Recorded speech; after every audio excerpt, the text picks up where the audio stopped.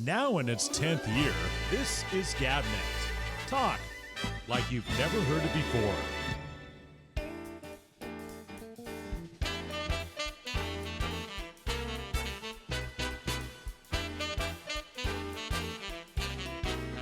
Hey,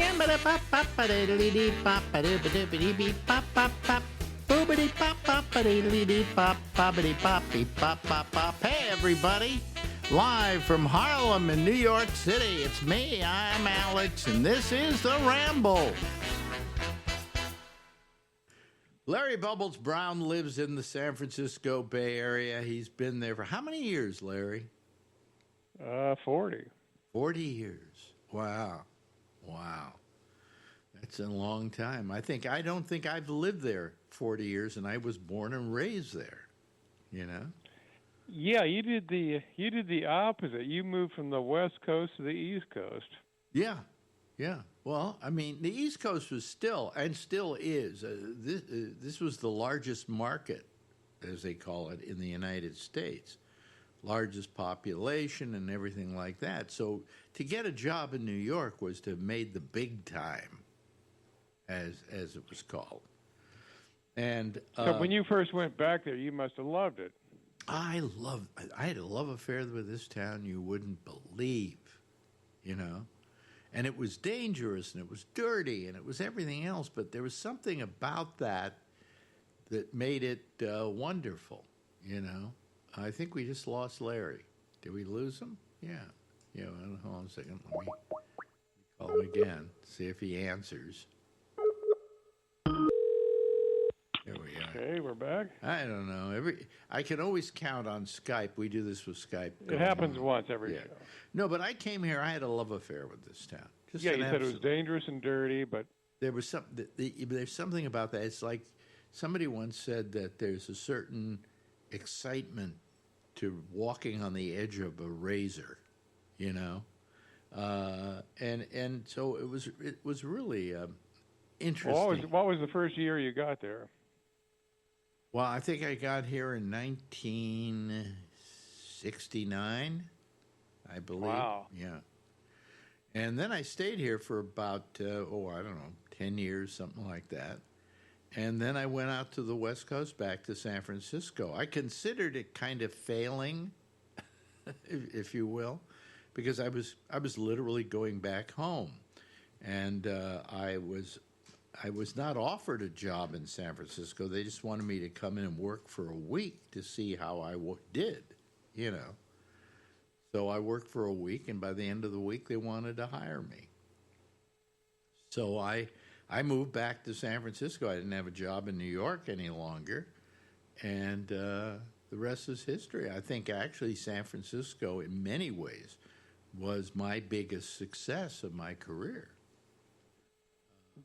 Yeah, I don't know. Well, it sounds like New York was good too, but.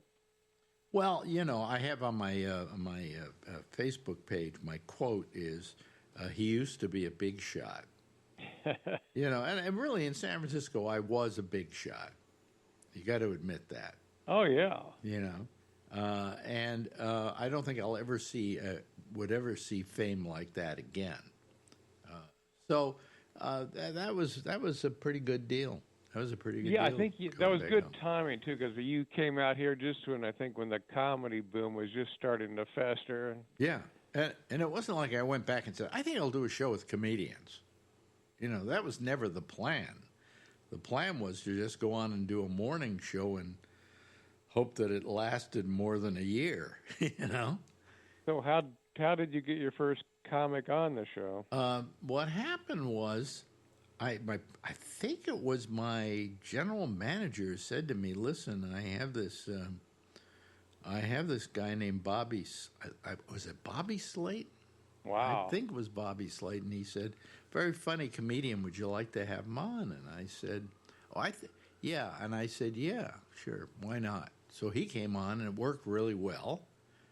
And then I said, "Do you know any other comedians?" And he said, "I know a whole bunch of them." And I think it was Slayton. It may have been Slayton or it may have been Gonzo. It may have been Dr. Gonzo. Okay. But it was one or the other. And I said, do you have any other people you know? And all of a sudden they started sending me these people, you know, which is pretty cool. So that's And did you have a live audience then? no. How that happened. See, everything I did in San Francisco, none of it was by design. Okay, I didn't say, hey, and then I bring in comedians, and then I'll have a live studio audience, and we'll blah blah blah blah blah. No, it's just what happened was one morning some people came knocking on the door of the station early in the morning and said, can we come in and watch the show? And so we said, Really? sure, come on in and watch it. So they were here, and you could hear them laughing in the background and things like that. And I went, so I said, I think I just said something like, well, anybody that wants to come down and watch the show, come on down. Before we knew it, we had 20 people in the room. I said, That's such a great idea. I said, this made the comedy. We knew what was working. Well, yeah. So having the comics on was something that just happened by osmosis, and the same thing was true of the studio audience. But one really went with the other. I mean, could you imagine doing that show anymore without having a studio audience? No. Yeah. So, I mean, that's where the studio audience came into play. That was at KMEL. And then I got hired away from KMEL by the Quake. And then we went over to the Quake, and they actually built a studio big enough for me to accommodate 30 people, say, And then we had a whole bunch of problems with that station because if you wanted to cash your paycheck at the Quake, you had to be the first one that got to the bank. Yeah. It was a terrible. Wow. It was horrible. Just horrible, I got to tell you. Odd because that was a very popular station. Yes, it was very popular, but what was happening is they were sending all the money from the station back to, I don't know, Philadelphia or somewhere where the people who had bought the station were, and then the guy who bought the station was taking the money and going out and spending it like crazy, so there was no money to pay the bills with. Jesus. So, all of a sudden they're turning out the lights, they're turning off the gas, and they're turning off this and that. It was just horrible. But well, yeah. I remember that studio it was on Sutter Street, and that was you had Robin on one morning, and there were so many people packed in there. It was unbelievable. Yep. So it was something.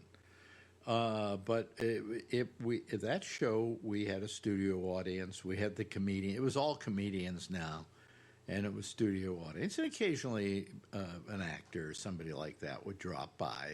That was possible. And the show was getting popular enough where, promotion people were calling me up and going, such and such a big movie star is in town. Would you like to have them on?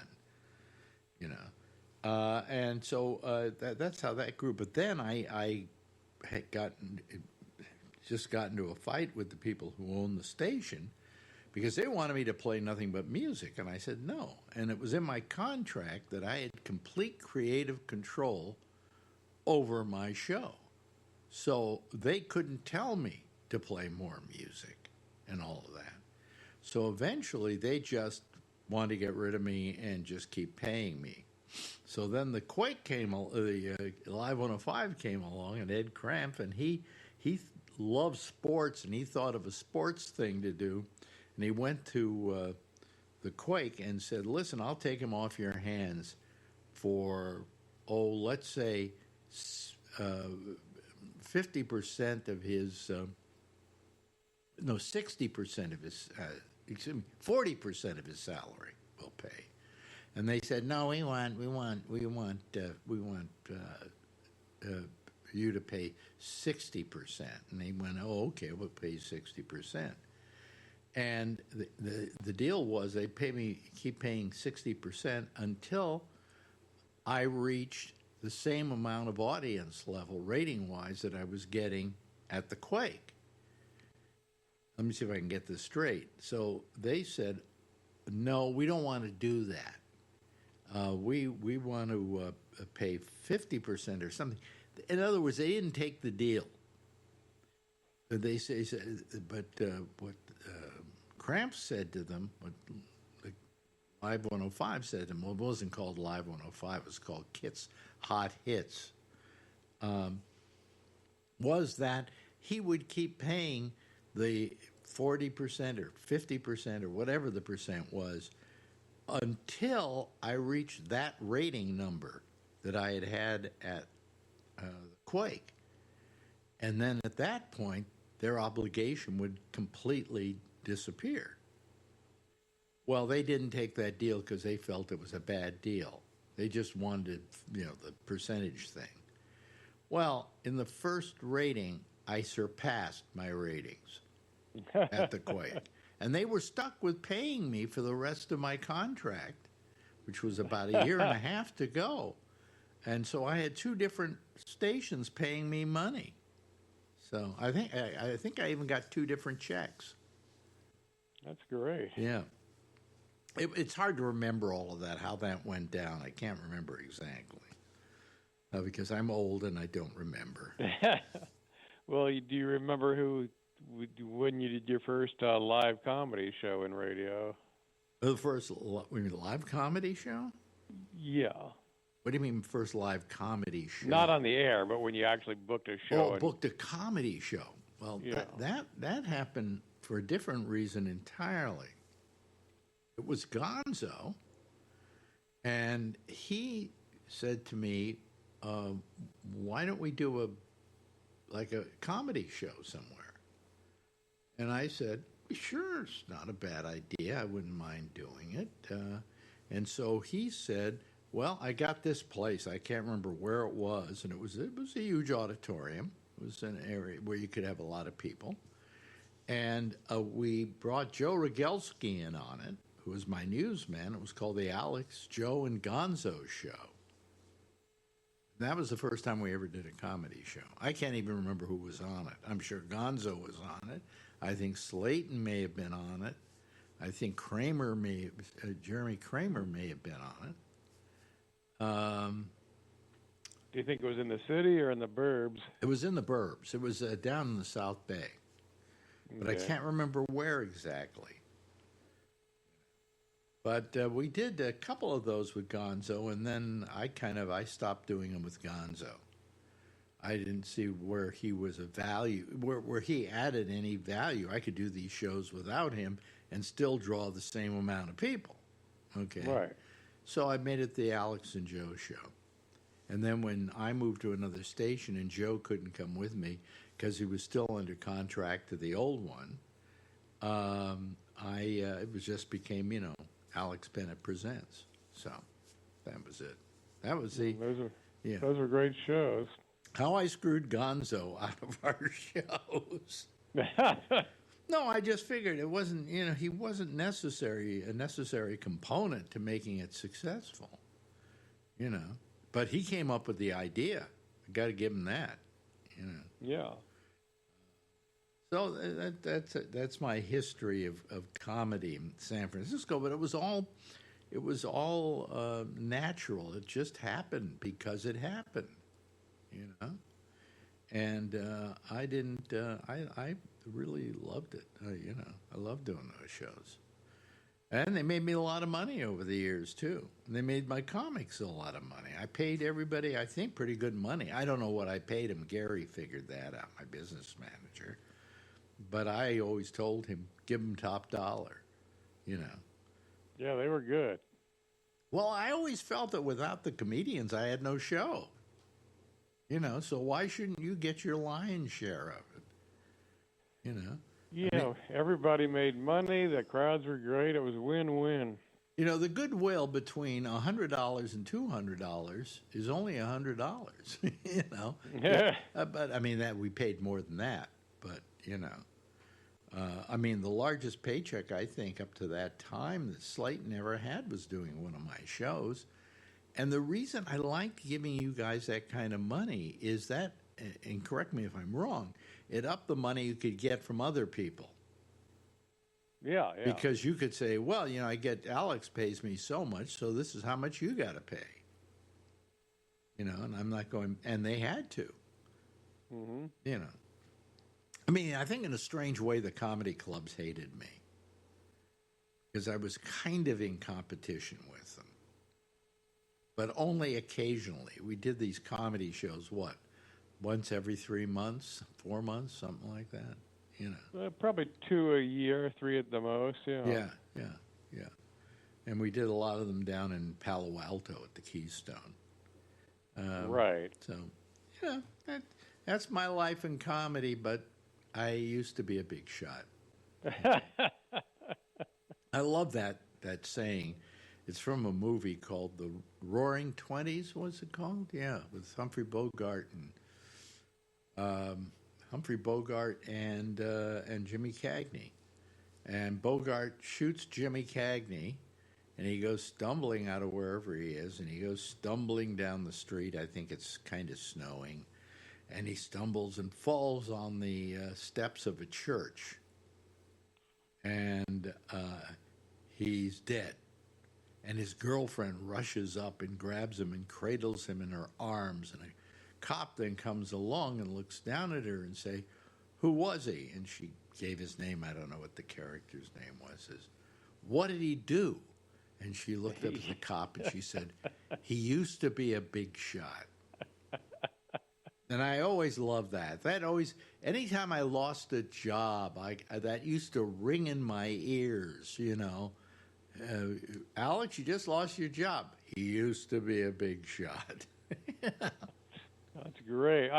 So Bogart shoots cat. I've never seen that. That'd be, I got to see that one. Yeah. It was the early days when Bogart wasn't the lead actor. And Wow. he was the bad guy always because I think he may have done a movie by then called Petrified Forest, in which he played a character who was a bad guy.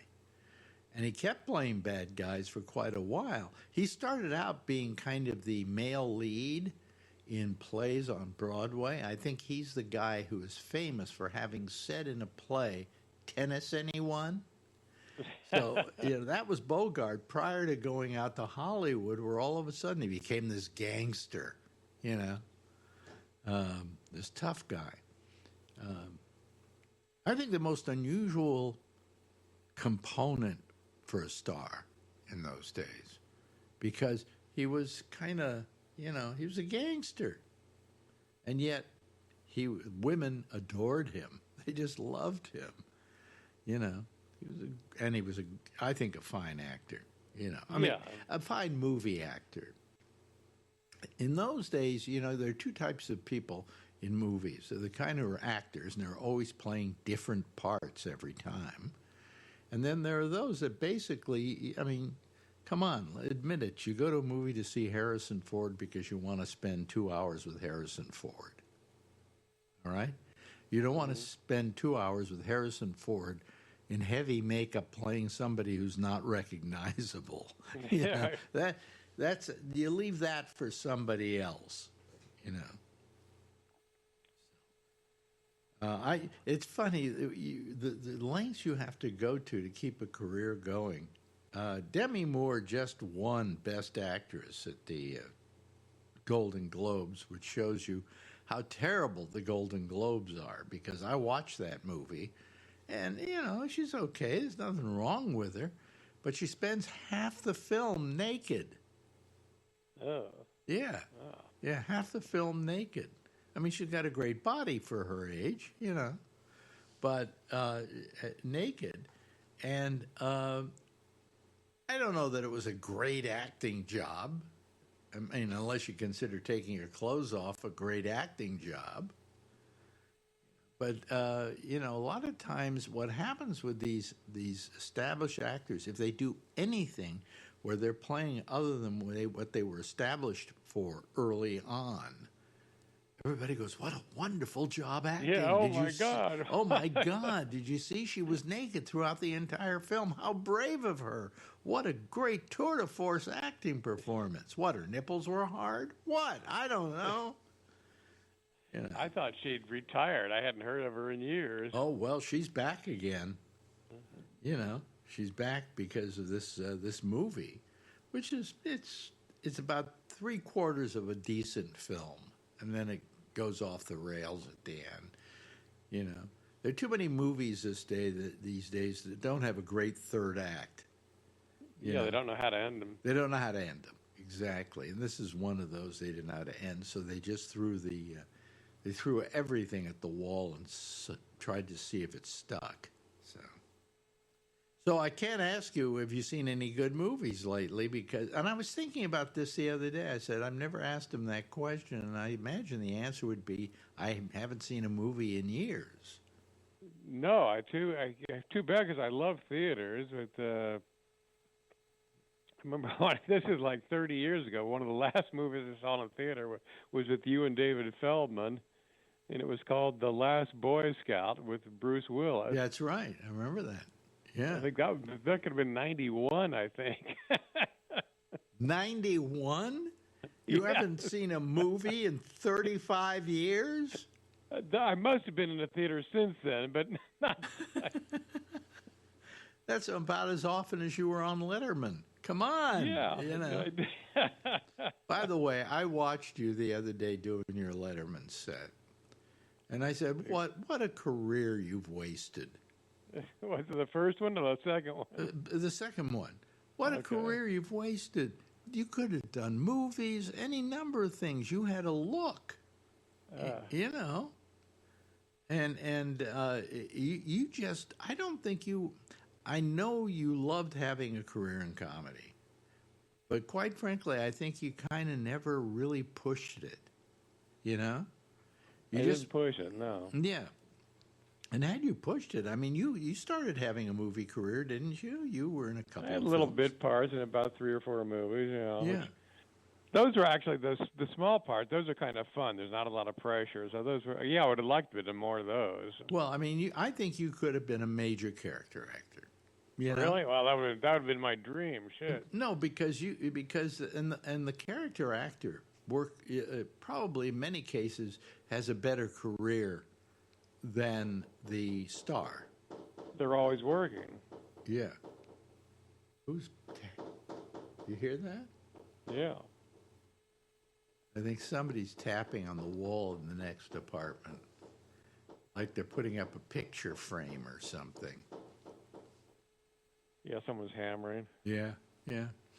Anyway, so I would have liked to have been Elijah Cook if I could go back and do it again. Well, you know, those guys worked. I often said, you know, how much money did Bogart make in his career? How much money did Elijah Cook make in his career? I mean, Elijah Cook, as a character actor, you can work forever. I mean, I see guys in movies now who I look at Marjorie and I go, boy, he works a lot. And he's just, you know, secondary actor, you know. And I think you could have done very well in that. You know, you had the face for it. You got a funny face, pure character. I wish I had been an agent and that you could have been. You should have been my agent, right? Well, you know, I wouldn't made a good agent because I'd go, well, I'm afraid of calling people. You know, I couldn't call up people to get a job for myself. How am I going to do it for somebody else? Yeah, I hate that. I know what you mean. Plus, an agent's got to go around kissing ass left and right until he gets a good reputation and people pay attention to him. You know. In order to be a good agent, you've got to be able to. I got to be able to call up the head of Warner Brothers and say, "I think Larry Brown would be great for blah blah blah," you know. And then they go, "Yes, of course, Alex, we agree with you because you've been kissing our ass for years." That's just not what there's more to being an agent than just representing somebody. That's the easy part. Yeah. The hard part is having to kiss Hollywood's butt over and over incessantly.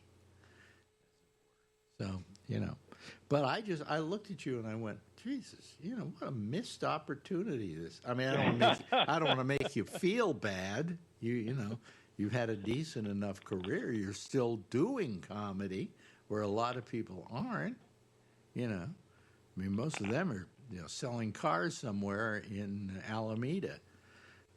So. Or worse yet, working cruise ships. Well, who was the comic that went up against me in San Francisco? And Marty Cohen. Marty Cohen. What's he doing these days? I heard he moved to Las Vegas, had a heart attack, and got out of the business. Oh, really? Yeah. But I heard that he had actually become like, I don't know, a real estate guy or something like that.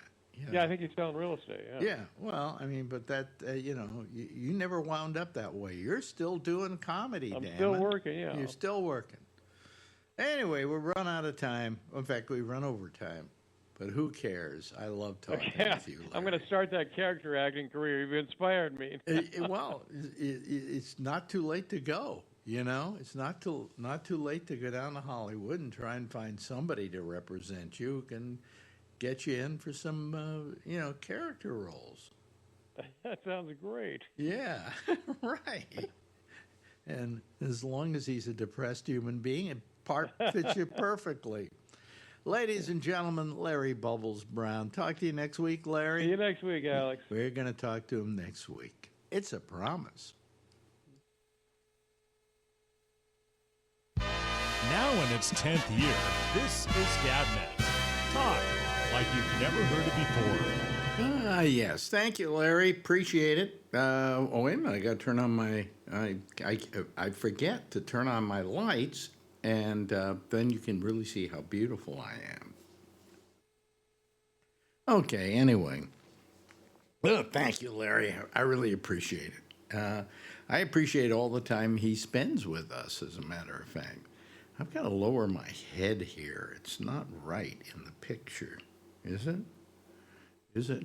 What happens is I settle it down, and then after a while, I start to sink into the chair, and I don't need to adjust that. Okay. Anyway. So anyway, as usual, I'm tired again tonight. I don't know what it is. I need to go out more. I haven't been out, I think, in about a week. But, it's been so unrelentingly cold that there's no reason to go out. And on Sunday, it's supposed to snow. We're supposed to get about 4 to 6 inches of snow here in New York City. So we'll wait and see. I don't believe it, but I'll wait and see about that. Anyway, I think it's time to bring in the people who want to be part of this program. They're usually called the Citizen Panel. And there they are. They're all popping in right now. Yes, okay. Brian? Yes. Brian, turn your camera. Hey, I thought I had to read this. There you go. There you go. There you go. Oh, and there's my picture in the background. Well, I guess everybody likes to have a double dose of me here. I suppose. Lee Presson's with us tonight. Hi, Lee. How you doing? Nice to see you. What's happening with your life? Oh, not much. Not much. Okay.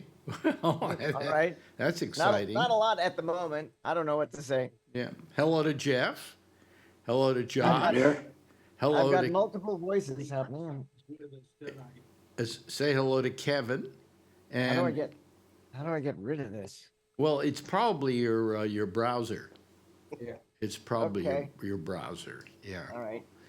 Yeah. Bam. Yeah. There you go. There you go. Nice shirt, Charlie. I'm Yes. sorry, that never happened to A me nice before. person gave it to me. God, we got a. Oh, it's always. Can you do you ever feel like calling us sometimes, Bree, when you're not eating? Wait a minute, we just lost him. Bree, can you hear me? Yes. Yeah, I can hear you. I did a self repair on these headphones, and they may not be the best. So I don't know if you can hear me. I can put on my other ones if they're bad. No, you're fine. You're fine. Okay. Yeah, we can live with that, I guess. Ah, boy. Anyway, I'm a little dizzy tonight. What is this? Anyway, where are we getting audio from now? Great. Oh, it's Bree. Turn off your audio, yeah, because there are people there talking in a foreign language. Anyway, Speaking of dinner. yes. Here we go. Here we go. Okay, so what are you making for dinner? I'm not making anything. What are you I finished? have a special guest making dinner. Who's making dinner? Oh my goodness. You A know, friend.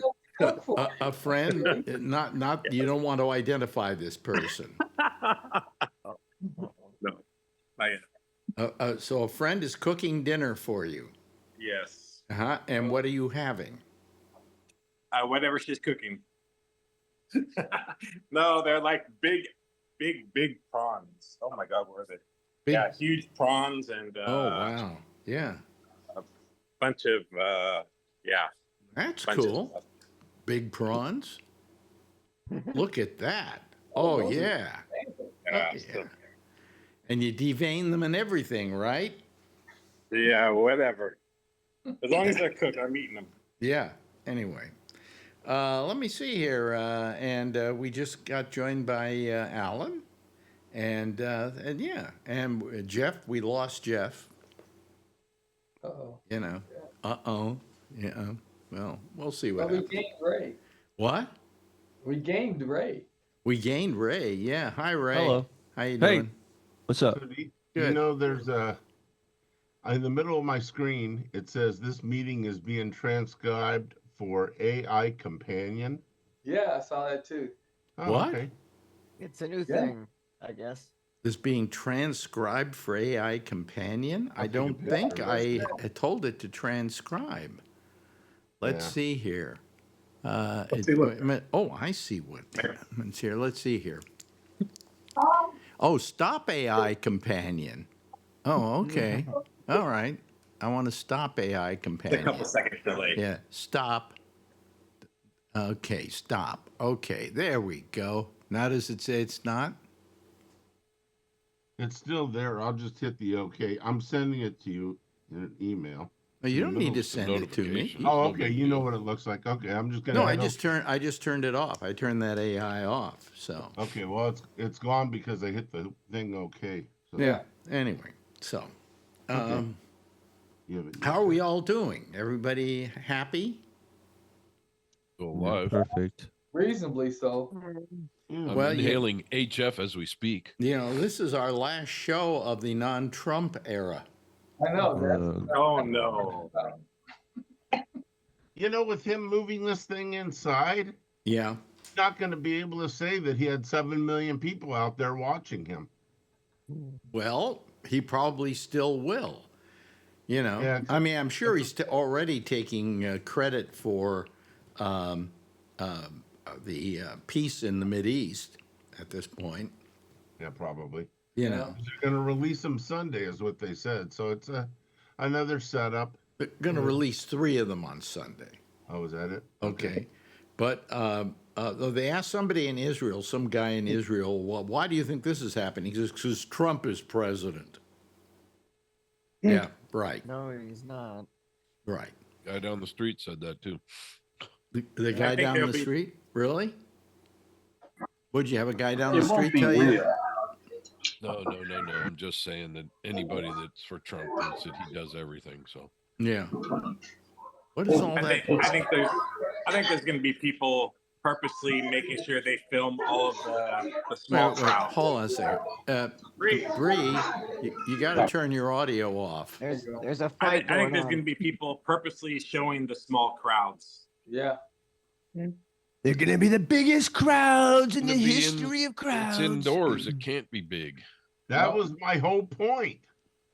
It can't be big because it's going to be indoors. Yeah, well, we're starting to look into moving out of the country. The only problem we have is that I have to see a doctor every 6 months for my leukemia.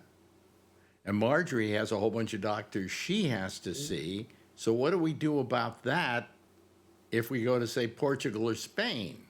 I bet they have doctors. Well, I bet they have another doctors doctor. too, but I don't think they would be of the nature that we have here.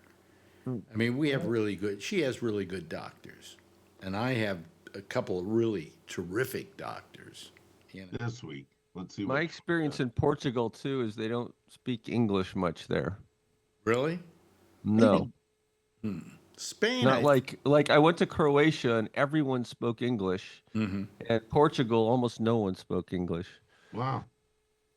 Really? Even though they were the nicest people you could ever meet, there's just not many people spoke English. I seem to find that Hey, it's is that any better? what? I switched headphones. I just wanted to know if it's better. You sound awful. Yeah, but there's not so much crowd noise. Okay, but you don't hear the background. Right. Right. Right. Okay. All right. You know what I did, what I broke down and bought. I hate to say this. I bought what is it called? Earpods, or what are they called? The ones that are Apple AirPods. AirPods. I bought Buds. the Earbuds. the top of the line. That's what I got. They're pretty interesting. You know? Pros? Well, what they do is, to begin with, whenever you open them up, it automatically on my phone says, "Hey, it's it says Oh, you're they're using." great. They automatically pair. You know, They're great. They're great. and then I find that they that I have had a great experience with them so far. You know, Apple does the Bluetooth well. I've had other Bluetooths. It's just a hassle, but Apple sometimes just works. with some of them you have problems. You know, it takes you a while Apple's to great. pair them, It's then just you have to boom. repair them. This thing just pairs the minute you flip the top Instantly. open. Yeah. And I if got you some have of the- if Oh, you go have an ahead, Rick. iPad really close and you have your phone over there, it figures out you want the iPad. Yeah. I mean, it's just awesome. What were you? Yeah, Yeah. I got the same ones, the pros. Yeah. And I went to the gym and I went on the elliptical and I put one in my ear and I put the other one in my ear and it was dead silence. Yeah. And then everything started again, the music wise, but I had to take it out really quick because it was like so weird for all of the noise to be canceled. Well, the thing is, if I'm using it and I have it on what I can't remember the setting, but on one of the settings, I can't hear anything in the room. I Exactly. can't it's hear the noise TV set canceling, when yeah. it's on or Yes. whatever. And if I then start talking to somebody, it then allows me to hear them. Yeah, that's the And the other sound set. goes That's the down. middle one. Yeah, the sound goes down. And then when I stop talking, it's just wonderful all the way around. Yeah. What do you want for $700? I still use these. Hmm? Yeah, I still use these. These are what I've got. You got those? Those aren't bad, Yes. though. You know, Yeah. I've got some my Industry standard. yeah. Well, I have my Rodecaster here, and they sent me a pair of Rode earphones with it. So, hello. These, look who's Bose here. are great. Look who's here, stranger. Hey, Hi, Phil. How you doing? Phil. I'm doing oh my God. laundry. It's Friday night. You're doing Oh my laundry. God. Friday nights you do laundry? No, not usually, but tonight I am. Ooh. Mm. Are you here for the Trump era? Did he make an error? Era. Era. Constantly. He never makes errors. No. If he did, he would make beautiful errors. The most beautiful errors in the history of errors. I hate all these impressions of Trump. I really do. I think they're.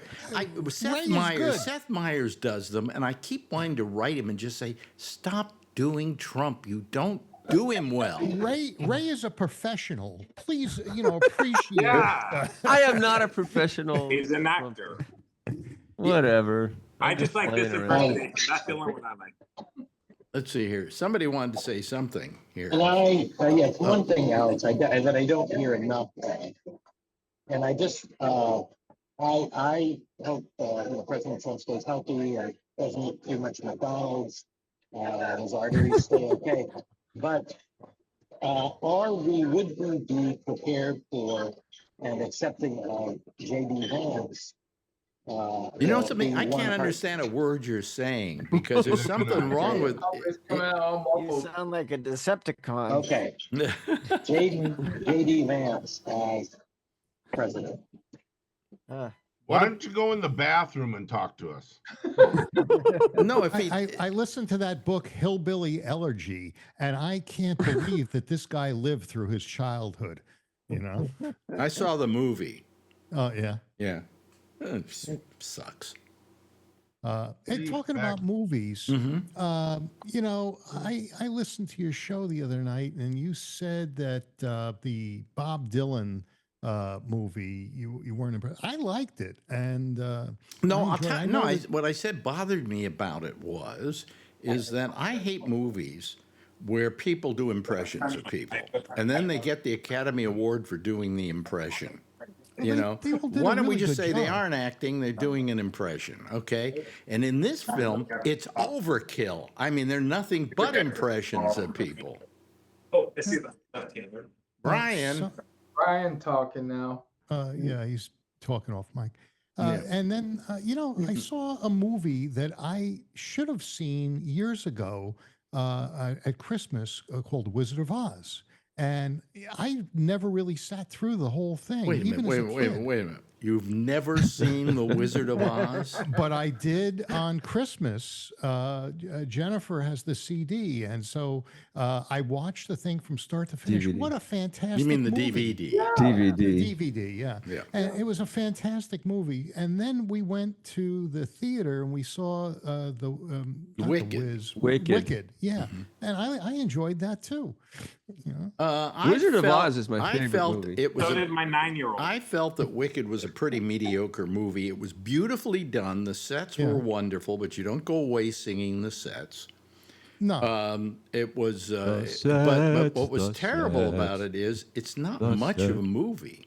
It's not much of a story. As a matter of fact, there are only 2 good songs in it. And when they do part 2, they're going to do act 2 of the Broadway show in which there are no hit songs. You know, but I just felt that I thought Cynthia Erivo, she's the real deal. Okay, she's terrific. I couldn't take what's her name. I didn't think she was Ariana Grande. Ariana Grande. You know. No. Nah, I don't buy it. It looks like she's shriveling up and gonna die. Yes, you're right. You're right. There's She looks something. pale. Very bad. Yeah. She weighs like 80 pounds or something like that. She's so small. Well, Cynthia Erivo's only 5 feet tall. You don't see well, that. so in is the film. Ariana Grande. But She's anyway, like- I watched this film. What is it? This 3.5-hour film? What's it called? Oh God. The Wizard of Oz? No, it's going to be Schindler's List? Huh? Schindler's List? No, it's called the Brutalist. Oh, I want to go see that. Yeah, that's an interesting movie. It's Brutalism. really the performance by the actor who, what's his name? The guy who won the Academy. Adrian Brody. Adrian Brody he is terrific. He is incredible. The Well, film what's is interesting. What? What's the one with the rock star that is a monkey? You know, he's Yeah. Oh, Robbie Williams. Yeah. I couldn't stay the whole movie. I had enough. Monkey. Kind of like listening to J.D. Vance. Well, we got these movies through SAG, and we watched them all in the last couple of days. You know, it's. I mean, most of the movies this year we have seen, but those, I thought the Brutalist was terrific.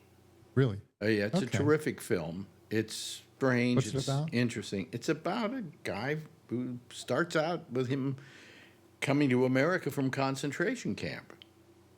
And then that whole American experience, and he happens to be a very good architect. And I won't say any more than that. But this thing goes on for, I think it's 3 hours and 35 minutes, something like that. Is that why it's brutal? It even has an intermission.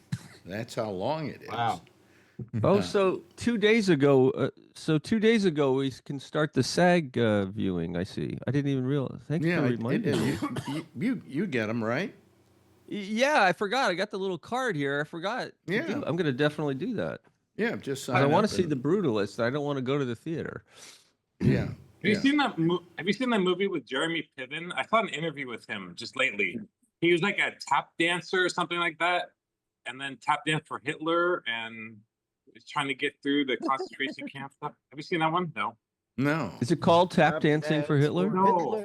No. I gotta figure out what it is. But That's a great title, though. Tap Dancing for Hitler. That would be Hitler. great. Yeah, tap dancing for Hitler. That was springtime for Hitler. Springtime for Hitler. But anyway, I was not that happy with the Bob Dylan film. I thought that actually the best performance in there is by Ed Norton, who plays Pete Seeger, and he's terrific. He is just terrific. Yeah, they didn't portray Dylan to be anything more than a whiny little brat, but that's really what they did. Oh, that's just the way he sounds. Well, maybe that's just the way he sounds. He just sounds like that. I mean, you would like to think that people like Bob Dylan were wonderful people, and let's do a movie about a wonderful person. Bob Dylan was not a wonderful person. Everybody I ever knew, he used to be called in the village in the early days. He was referred to as Old Sticky Fingers because he'd steal everybody's songs. But does anybody know Bob Dylan nowadays? I don't know. I went and saw him in concert a couple of months ago. He was absolutely awful. Just the worst thing I've ever seen. I saw him at the Concord Pavilion several years ago, and he didn't do his standard stuff, which I would have enjoyed. Well, he doesn't like doing his standard stuff. It's terrible. It's one of his little quirks, one of his nasty, mean quirks. Yeah, that he doesn't for his audience. He doesn't want to play his hits. No, you don't hear anything. You just hear this crap, and he couldn't even stand. He can't even stand up anymore. He's so old, he can't stand up. He also was very sick a few years back. Well, this was like 3 or 4 months ago. Yeah. I mean, I felt bad for him. He sat behind the piano the whole time, and he sang songs I'd never heard of, and they all sounded exactly the same. It was just, all it sounded like the whole time was like, hey, da, he, da, ho, da, hoo, da, he, for 3 hours. Yeah, well. How long you had a hoo, that was nice. Sorry for the impression. I had a friend of mine named Dave Van Ronk, who I think has appeared in the movie. The character appears in the film briefly, and Dave said to me that his story about Dylan was that he, every folk singer has their own way of doing a folk song. And in this case, Dave Van Ronk had one of the definitive versions of House of the Rising Sun. And Dylan said to Dave, you want to hear me sing House of the Rising Sun? And he said, yeah, sure. And then he did it, and he said, well, you're doing my version of it, And he said, well, I just wanted to get your permission to record it. And he said, well, I'm not going to give you my permission because that's my way of doing it. And Dylan said, well, too bad, I already recorded it. It's on the next album. There's a million versions of, or a million people that have done House of the Rising Sun. Yeah, but everybody has their own take on it. And Van Ronk had his own way of doing it. And it was the exact way that Dylan did it. And I went down the rabbit hole once of going to YouTube and listening to all these different versions of House of the Rising Sun. You can tell I didn't have anything to do at that time. Yeah. Well, Don't Think Twice, It's All Right is a song called I'll Buy You Yellow Ribbons. It's an old folk song. I mean, he used to steal a lot, but that is not to say that when he went to his amplified music, it wasn't sensational. I mean, Subterranean Homesick Blues is terrific, even though it is great album. It is Chuck Berry's Too Much Monkey Business. Mm-hmm. But I mean, it's still things like that. All that whole period of time that he had during that part of his time in Columbia was just wonderful. Just wonderful. Highway stuff. 61 Revisited was also amplified, right? Oh yeah, That album. yeah. Talking about other than movie. Actually, I also saw a good movie several months ago, which was that SNL. Yeah, I thing. saw it too. Yeah. Yeah, I enjoyed that. I thought it was quite good. It was quite good. Yeah. And they had a lot of angst and stuff. But we've been binge watching and just finished Ghost UK. Have you seen that one? I saw all of Paramount. Ghost UK before the American version, but I think the American version's better. Yeah. Yeah, well, I'm watching the American version right now, but we watched the Ghost UK first and really enjoyed it. I liked the It's very characters. enjoyable. It's very funny, but I think the American version is just a tad better. Yeah, and I'm probably on the third or fourth. And usually I episode of the don't first say that. season. Usually you hear me say, "Oh, have you seen the British version? Boy, it's terrific." But yeah, really, the American version of Ghost is damn good. Yeah, Damn I good. like the Viking. Yeah, absolutely. Yeah. Screw you, Britain. Screw you, Britain. Yeah. Josh, how are you tonight? Good. How are you? Good. What's on your mind? Anything?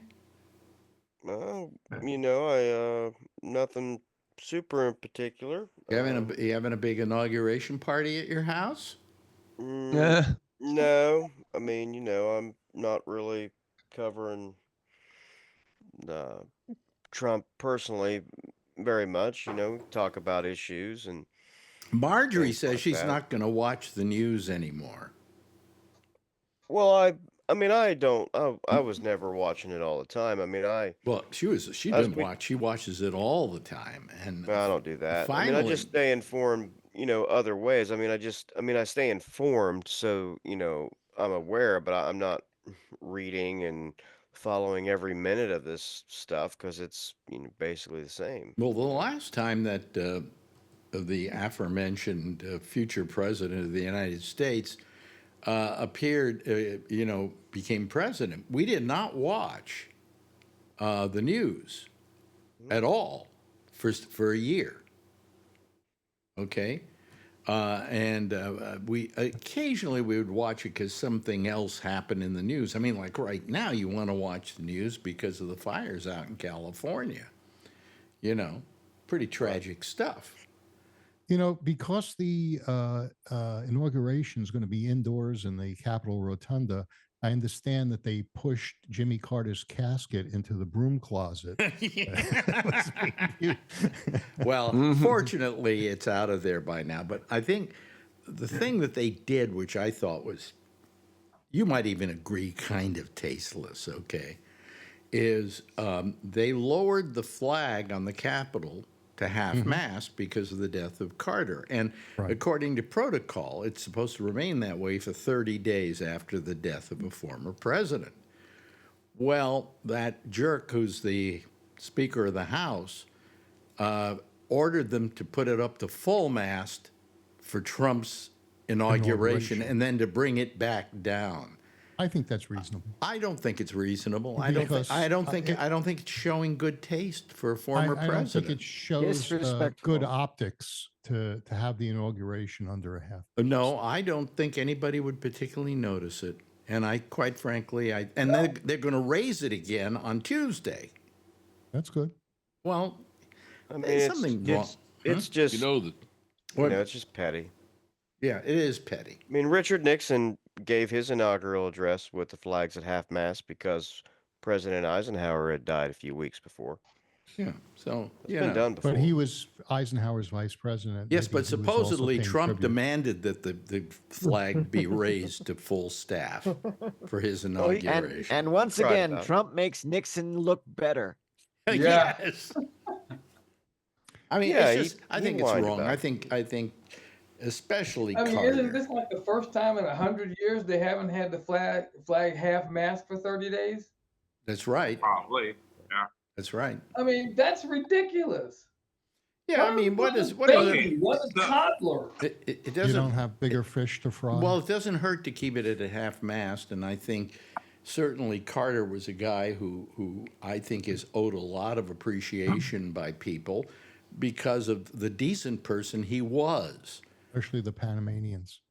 Well, you see, you're going back to stuff like that. I'm talking about now. I'm talking about. Let's just say he's one of the greatest former presidents we've ever had. Yeah. Yes, he was a humanitarian. Wonderfully humanitarian. He was a much better. Well, I think he was. He could die because he knew that Biden exceeded him when it came to being a bad president. So Carter originally had the crown. Well, I would Now disagree it's with been you passed that to Biden was a bad president, but I think Carter was a bad president. Carter wasn't a good president. In fact, when I interviewed him, I even brought that fact up. I said, you're much better out of the Oval Office than you were when you were in it. And he agreed with me. Yeah. And then the Secret Service arrested you. Yeah, right. No, but I mean, he agreed with me on that. He says, I hear that a lot from people. He says, and I have to kind of agree with it. And I said, you become a hell of a human being since then. That's something Trump will never be. He was probably a good human being before he was president, Yeah. but it might have been the Peter principle that he had reached. He might have been a good governor, but when he got to the presidency, it might have been beyond his capability. Well, let me put it this way. He was a decent human being. I think you will agree with me on that, Phil. And I don't know if you can be a good president and be a decent human being. Well, I don't see why not. Well, we're about ready to get one. Yeah, a good president and a decent human being. Yeah. Oh, I can't wait for the FDR. What about FDR? Lincoln? Yeah. I can't wait for the Trump library. Yeah. All the pages of the books are blank. Bunch of children's books. CJ run Shelves full of art of Well, the no, deal. it'll contain all the books he never returned to a library. Right. All pictures, though. All picture books. Mr. Bookman from Seinfeld is still looking for him. Yeah, Mr. Bookman. Yes. Yeah, but I thought that was a little petty. I don't think there's anything wrong with leaving it at half staff for a great man. Why is that an insult to him? Well, you can bring your flag down the half staff. Listen, wait a minute. look. Let's face My it. flag's been flying at half watched staff Trump since the operation. I watched Trump at Carter's funeral. Yeah. And I got the idea that he was jealous because Carter was getting more attention than him. No, you know who was jealous was Kamala Harris because Trump made Obama laugh, and there was some dirty look that you could see that Kamala Harris. Well, you look at it as a dirty look. She was looking back and going, "What's going on back there?" It's the same look that Melania gives him. Yeah. Yes, right. Did you, Phil? I meant to ask you last night. We had dinner together. Did you see Trump in the Wait a golf? minute. Who picked up the check? Who picked up the check? We both did. Oh, It was an expensive steakhouse. Phil was being cheap. I drove all the way up there. I'm just teasing. We split the bill, no problem. Okay, where did you eat? Forbes Mills Steakhouse in Danville. Ah. Oh, okay. It's pricing like Morton's or Ruth Chris, So Ruth's Chris Steakhouse. Yeah. Alexander's is expensive. Yeah. Are you taking us? Alexander's, I'll bring wasn't that the a wine. department store in New York? Oh, Alexander's. Actually, my friend here, we went to Alexander's and we had 3-piece meat thing is really good, but she's so expensive. Yeah. Yeah. Anyway, so they don't give you an expense account at Cepheid? Those 3 martini lunches, No comments. Well, are there people you have to take out to lunch in your job? No, only when I travel. When I travel, but then when you travel, it's like the highest ranked person pays, and then they write it off. So usually I'm with one of the VPs, so they pay for everything. Oh, okay. But they travel a lot, so they know where to go and all that stuff. So you're not a VP. What are you? Director. Director. Alexa Hente. Alexa I'm a Hente. director. Exactly. Director. But the fires and stuff out in California. That was I watched the news tonight, and there are several stories. There's the fires in California. There's the thing that's going on in Gaza, where they came to a ceasefire, and there's the TikTok story. Which story do you think they led with? TikTok. Yes. And I'm going treating it like it's Y2K or something. It's going to be nothing. I think that TikTok is going to get taken over by one of the other things, either Truth or X, Twitter. It just makes sense. Truth doesn't have the money. They don't have the money, right? Yeah. But, well, they were. I don't think they're going to be taken over by anybody. I think they're just going to wait the whole thing out and hope that they're allowed to come back on. Redbox or something that they own too, and everybody's going to that. What? No.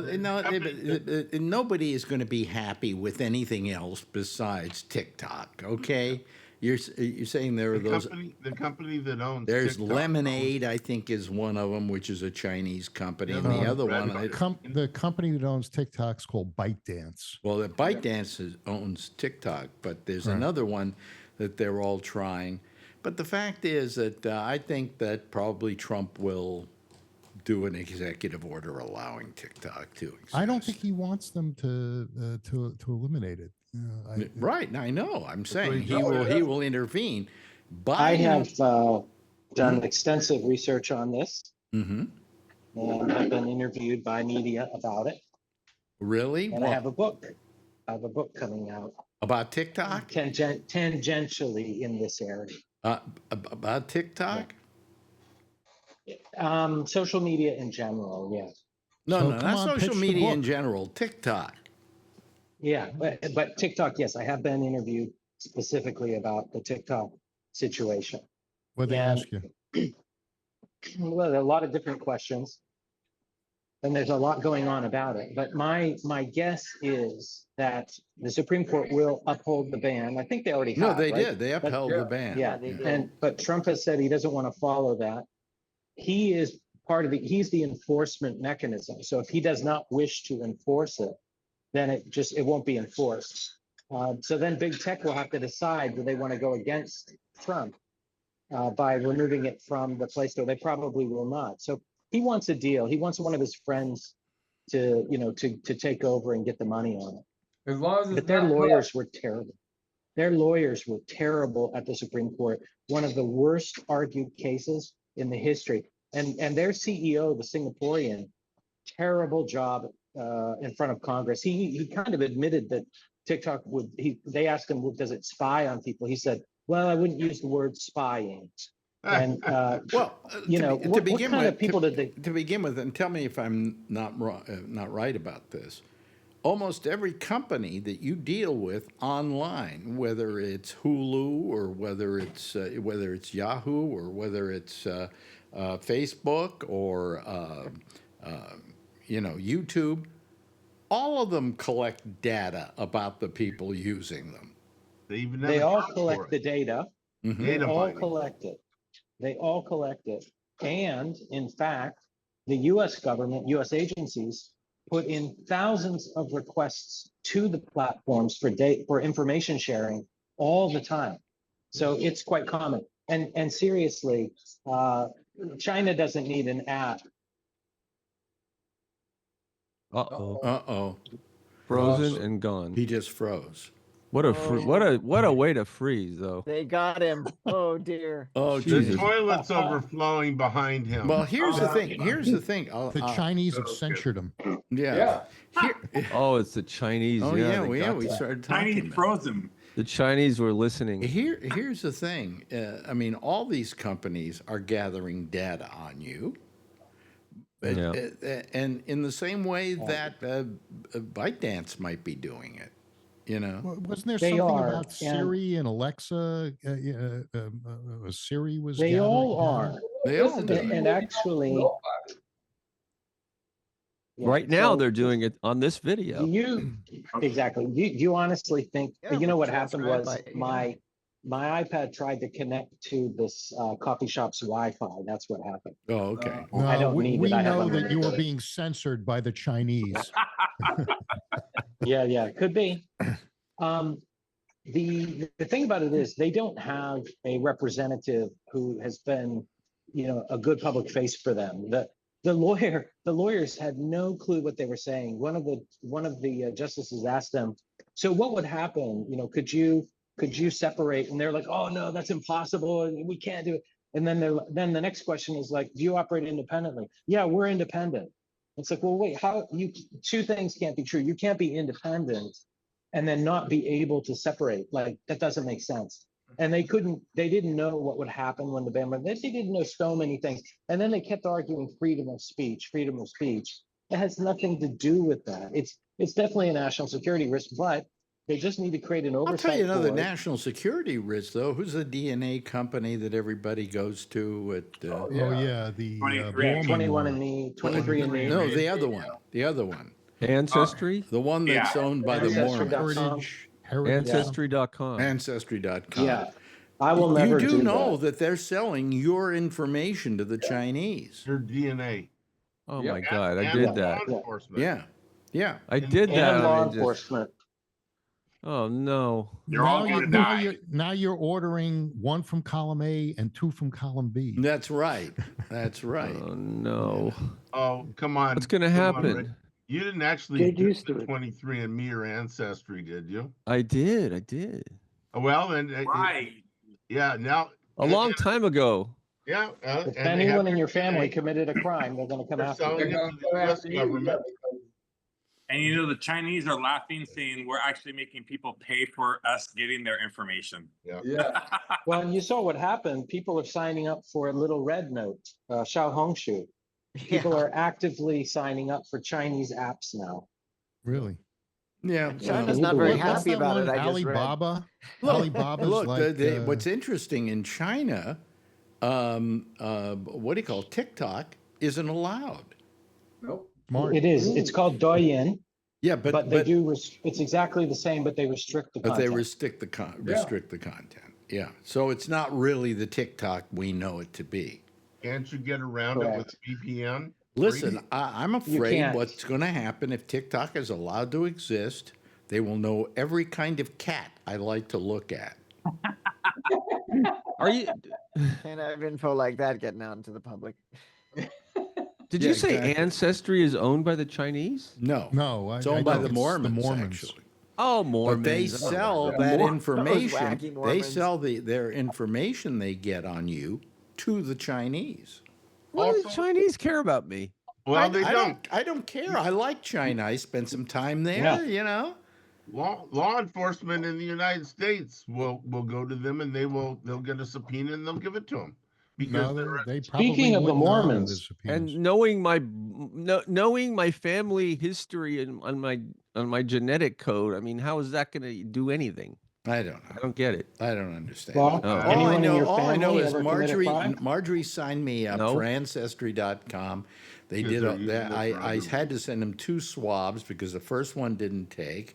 I sent them the second swab, and then they wrote me back and said, "You have you have a European background." Well, no shit. That's because they said they wanted a swab, not a squab. Yeah.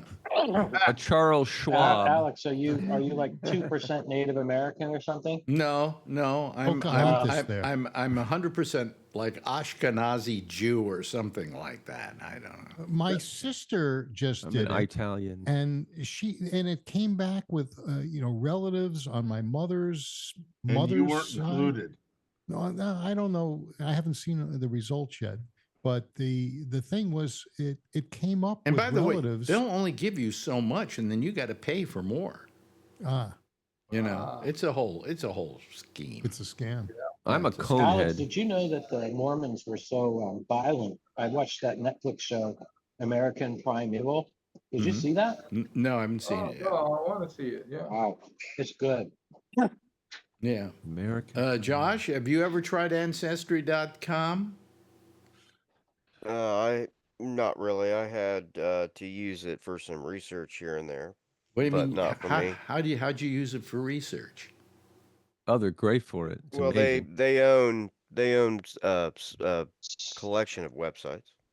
They're amazing. You can find so much stuff on your family through Ancestry.com. You have to Tracked pay my for some of family it. back to 1828 Really?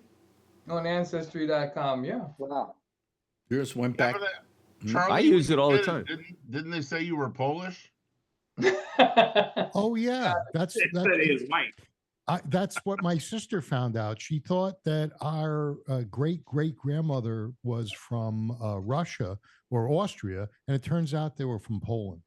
I don't. I guess I I don't know guess how she can kill accurate. herself now. Yeah. Yeah. Now you're screwed.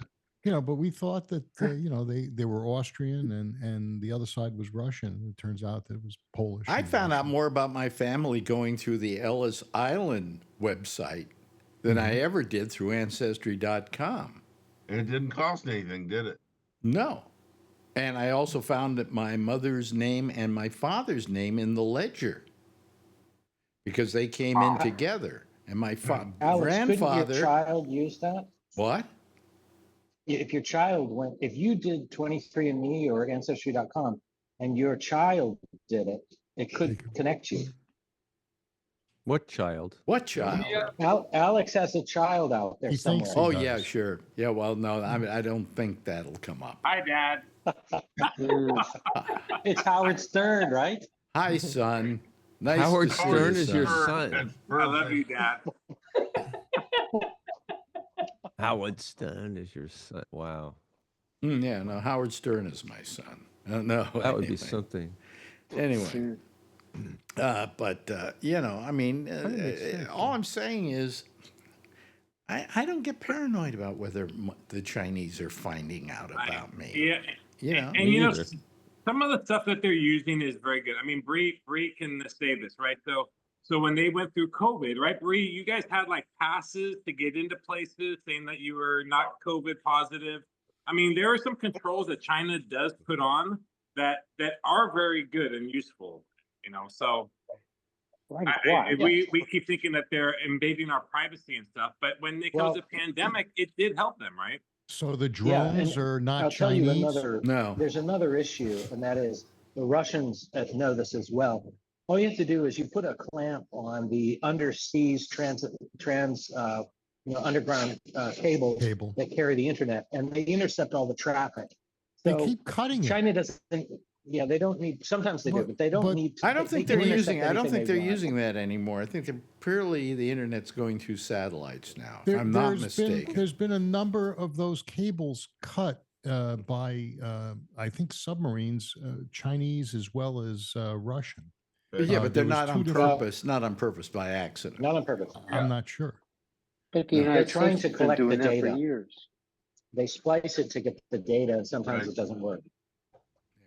Data. But anyway, that's so you have that. I think what they do is if the splice doesn't work, they send the diver back under there and cut his airline. But you know what I never got a straight answer to? Early on in the internet and the existence of the internet, I tried to say, where is the internet? I mean, where is it exactly? It's in the cloud. It's all over the It's in place. New Jersey. That's why they got those drones flying. Is there. it in, is it in and then the cloud? There's no Pieces of it. cloud. There's pieces of it on different computers all over the world. It's not everywhere. A cloud. It's just some other guy's computer. Yeah, right. Exactly. I mean, the cloud just is. If you want to know where the cloud computing comes from, there are these servers down like in Virginia and stuff that Data are serving it up. It's just servers all over. They're the data place. centers. They're data the cloud, centers. Actually, yeah. the They're up internet. in Canada now. ARCANET and the internet was kind of invented by the government. Al Wasn't Gore, I thought. it? No. Yeah. It was DARPANET, I, it 1965, started 69. out as ARPANET. Yeah. Yeah. Yeah. DARPA with Yeah. a D. I think the was the story is Defense Al Gore Department. saw ARPANET and said the whole world should have this, and that's how. Yeah, no, Yeah. ARPANET, or as you're saying, DARPANET, but I know it as ARPANET. ARPANET, when it first started out, people like myself used it because it could link you to things and people and information and things like that. And then, Medical all of a and, sudden, and companies started universities. deciding, hey, we can use that internet thing. Okay, and they started leeching onto the internet.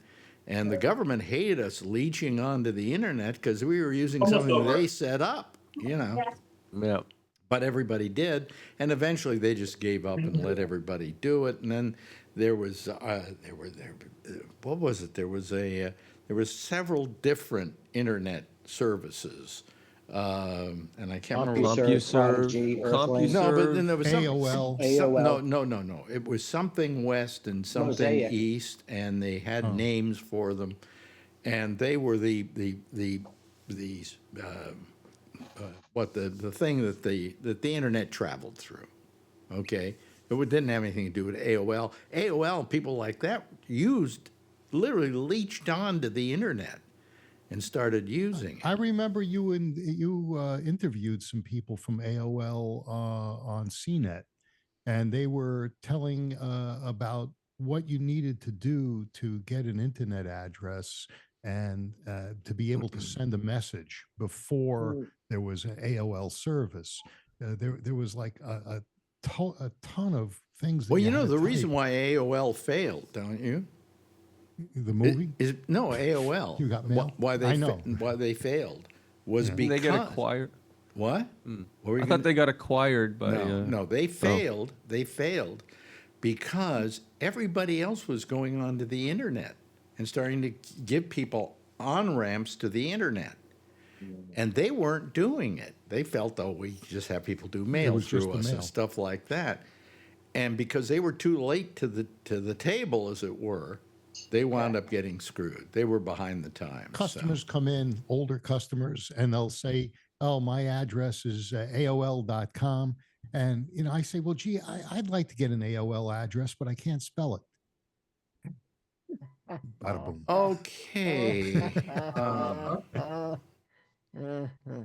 Yeah. I used to like CompuServe. I used CompuServe. I thought that was pretty good. CompuServe was early. I used CompuServe, Prodigy, Earthlink. Prodigy was way ahead of AOL in getting people onto the internet. Yeah. But Earthlink. if you knew how to, you could get onto the internet without using any of them. So, There was a time when they wanted to charge a nickel for every email that you sent. Yeah. And Prodigy Well, I went remember that. down. Everybody went to They Earthlink. should do that, and it would get rid of spam. Remember the phone? You had to call up on the phones. Oh, That yeah, the noise. 300 Kevin, did you ever use any of these other companies like Coupler. CompuServe and Prodigy and so on? Larry Bubbles Brown is still using it.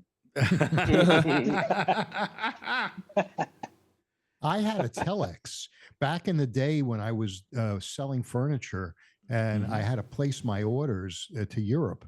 I had a telex, and it was set up through Western Union. It was this little portable thing, looked like a typewriter with thermal paper, and I had a coupler, 300 baud coupler. You'd stick the phone Stick the receiver phone into the back. coupler. Yeah. Yeah, and That's probably what gave you cancer, Phil. oh yeah, and so yeah, it was interesting.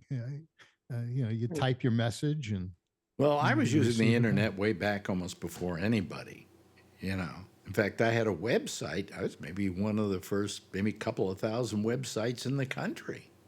Radio Free Jack. Radio Free Jack, yeah. No, actually, it was, before then. It was the Surfing Monkey. Oh, that's right. Yeah, I remember the that one. Surfing Yeah. Monkey. Surfing Monkey, yeah. Yeah. And Well, the thing that I remember is that there's underwater boats with atomic bombs all over the world. Underwater they- boats. Well, you would. That would I be a used to new. call them submarines. Yeah, submarines, yeah. And, you know, U-boats. if they used to have stuff in different spots, not just, you know, all over the world. And once in a while, they used to come up by accident. And then my uncle used to go out there and bring them back. Because it was very secret. The bomb? No, wait a minute. I'm trying Well, to that figure. wasn't too dangerous at all. No, well, you know, Were you saying you were in a submarine? no, my uncle Oh, your uncle. would do that stuff. And I don't know if it still exists. Yeah. Well, they have Yeah, nuclear. everybody knows They have this nuclear submarines out there, and they have Well, submarines. know, I was know it- that. They have submarines with nuclear missiles. Yeah. You know. But they would leave pieces of it all over Sometime the in the world. next 4 years, we might get to see one in action. That's Yeah. right. Yeah. Oh God. Beatles had a J.D. yellow one. Vance becomes president. Who did we just lose? Somebody left. Oh, Kevin, maybe. Kevin. Ray. David Kevin. Lynch. Kevin. David Lynch. Yeah. Oh, yeah. Close. Kevin. Yeah. Oh, Kevin, yeah. Yeah, we lost David Lynch. Yeah, he doesn't like Phil. Who's David Lynch? Who does? He's a director. Yeah. Just You died. know, when I used to go to France years before the internet was happening here, they had this thing called Minitel, which was like a French internet, and it was a machine you had in your house, and it was all text based, and you can order tickets to the opera and order groceries and check the weather and do Don't your they call stock. that the telephone? No, it was like it was part of the telephone company, but it was a box and it was a screen Ah. with a keyboard. I've It was pretty seen cool. Wow. Yes. Called Minitel. It was Yeah, free, you're and everybody showing had your it. age, Ray. And you're Yeah, younger. yeah. I mean, it was kind of like the internet before the internet. Have they got the internet in that country yet?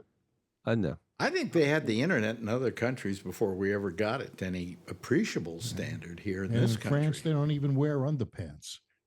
No. That would- And when they was do, they not only part of change the it once a week. I guess you'd say that. Yeah. Oh, that's gross. Well, there's a place in France where they do that. Yeah. So anyway, Josh, Not the whole country. There's just one just- place. One place. Josh, anything on your mind right now that we haven't brought up? Probably not too much I'll get into. I'm sure we'll talk more tomorrow. I do Yeah. think that Tomorrow. I do think it's interesting and unnecessary that they moved the inauguration indoors because they think it's going to be cold outside. It's I I think can it's a only security imagine thing. if Joe Biden had chosen to be sworn in inside because it was cold, it would have been because he was an I think it's a security thing. elderly, weak man, you know. But I think it's because he's afraid of the small crowds. it's going to be Yeah, It's going to be 19 If he's degrees. outside, everyone can see he how does small have the an crowds are. There so would they'll be have it in a small probably, room, given the weather, there inside. would be a small crowd. There's no question about that. And this way, he doesn't have to excuse why there's a small crowd because he can't get them all in under the Truthfully, rotunda. I think it's a security thing. Why? What's a security thing? Being assassination attempt. Oh, So now he's Oh, now just- not just- only you mean like the other? It's such you a mean big like risk that you mean only like the 40 other phony other assassination presidents attempt?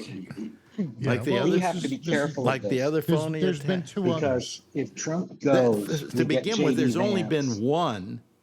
The other Well- one, the guy they found a guy with a gun, but he wasn't aiming it anywhere. Well, he was laying in wait. Oh, The is that guy in the golf golf course? Oh, but Yeah. but That is in that wait golf course. is not an assassination attempt. Well, they did their job. The guy didn't get the bullet off. No, they say Second. the Tesla, the Cybertruck that blew up, that was another assassination also. No, I don't Oh, think yeah, they so. say That was a that too. suicide. Yeah. That was a suicide. And look at some of the other crazy things that are happening, like in New Orleans and. Well, who would want to shoot Trump? Anyway, Nobody. listen.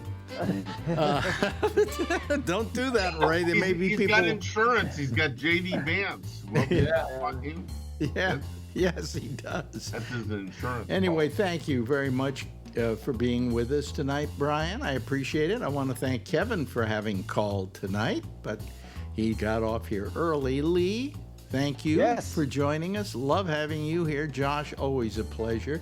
Charlie Wallace, Bree, Ray, Alan, Jeff, and Phil Meyer. Thank you so much for calling. We've enjoyed this. It's a pleasure.